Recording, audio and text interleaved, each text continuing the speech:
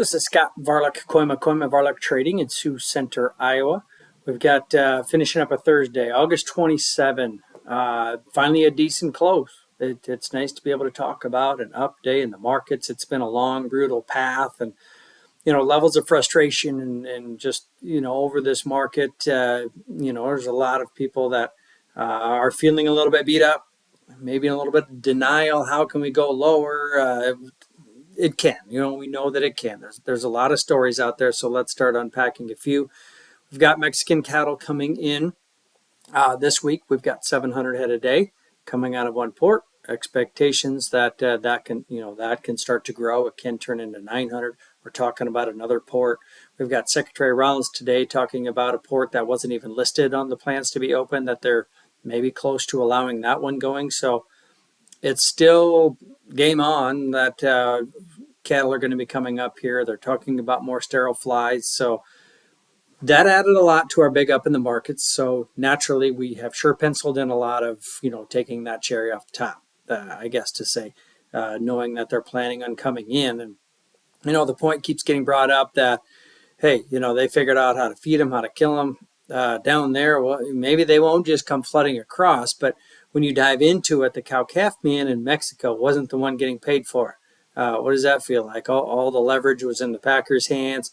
They were getting half price for their calves, what they were when the border was open. So gotta believe that there's some pretty serious interest for those guys to ship those cattle back up here rather than, getting taken advantage of down there. So more cattle coming across. The other would be Trump going to bring in 300,000 metric tons of beef to help bring beef prices lower.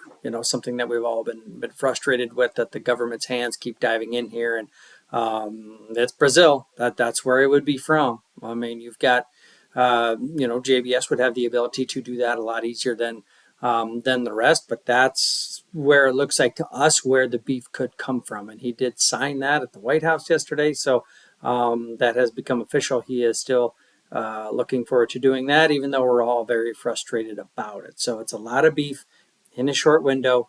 Rumors keep circulating. Maybe they'll stop it. Maybe they won't be able to get it done. Yeah. So as of now, it's happening. So at a discounted price, that's a lot of beef to move pretty quick. In his action to try to get beef lower.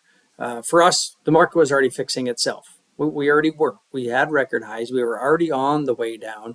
We're trying to rebuild the cow herd. There's been a few hiccups in there from that, our ability to do so because of drought or whatnot.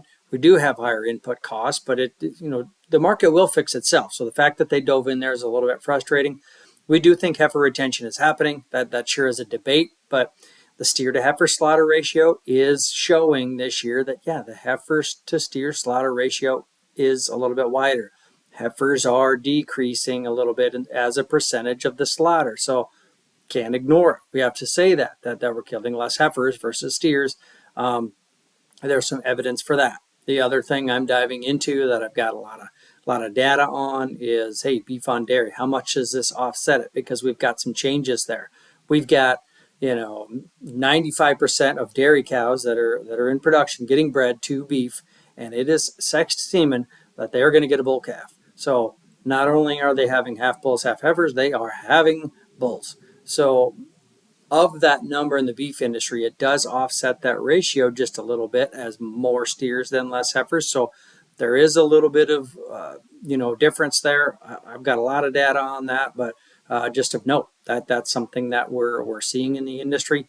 That sexed semen is in high demand and you can't crank it out fast enough.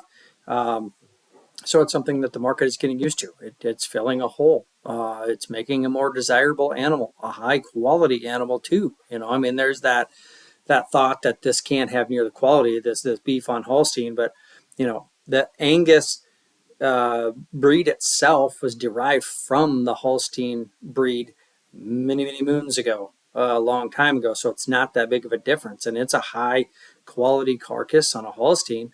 It's not going to grade as much. It's not going to yield as much, but it is high quality, known for some marbling. So, crossbreeding that with an Angus or whatever other breed, you can make a quality animal. So you can't just discount that that's just junk, because it's not. So we're getting used to that as an industry. So the one positive note I'll finish before I get too windy here would be this cash cow. I mean, it was 218, had some takers, board was trading pretty rough. The Packer did jump their bids to 220. So just the fact that they actually rallied at $2, granted 220 is a lot less than what we're used to lately, but it was just at least a little bit of a sign that, hey, that there was a need for it. I have heard one of the majors is full, not taking anymore. So still a rough time of year. We've got big carcass weights. You're seeing that compensatory gain. So, I mean, they didn't drop off as much as everybody expected because of the heat. So we have that to digest too. I mean, there's a lot of 1,750 pounders hitting the market right now. They're all big. We're doing it. We are. So we've lost some leverage to the Packer. See if we get it back. So long-winded today, but hopefully you can get something out of that. Call us, Koima Varilek Trading, Sioux Center, Iowa. Risk of loss in trading futures and or options is substantial.